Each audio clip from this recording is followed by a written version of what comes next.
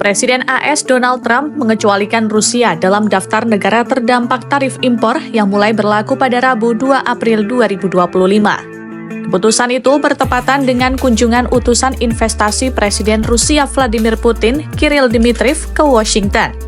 Keputusan Trump ini tentu menimbulkan tanda tanya besar di kalangan sekutu AS.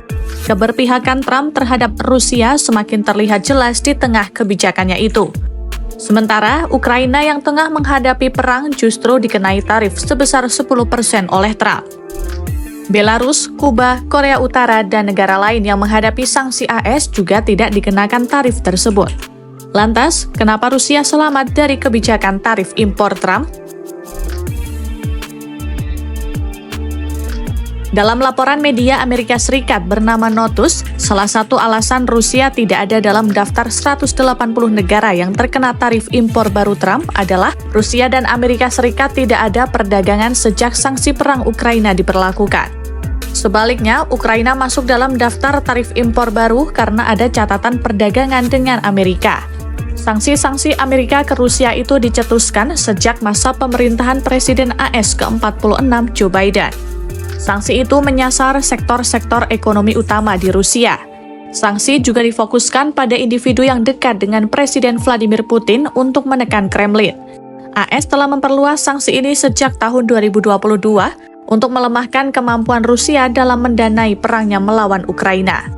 Namun keberadaan Trump di kursi nomor 1 Amerika Serikat mengubah segalanya. Dikutip dari Newsweek, Trump menunjukkan keberpihakan dan berusaha negosiasi perdamaian yang dianggap menguntungkan Rusia. Meski begitu, ada rancangan undang-undang yang disponsori oleh 25 anggota Partai Republik dan 25 anggota Partai Demokrat menandakan konsensus lintas partai terhadap agresi Putin. RUU itu mencakup penerapan tarif sebesar 500% pada barang impor dari negara-negara yang membeli minyak, gas, uranium, dan produk Rusia lainnya. Trump juga berjanji untuk mengenakan tarif sekunder pada negara yang membeli minyak dari Rusia jika Rusia tidak menyetujui gencatan senjata dengan Ukraina. Tarif itu berkisar antara 25 hingga 50% yang tidak akan secara langsung menargetkan Rusia, namun menghukum negara asing yang berdagang dengannya. Kebijakan itu juga bisa menghambat dukungan global terhadap industri minyak Rusia.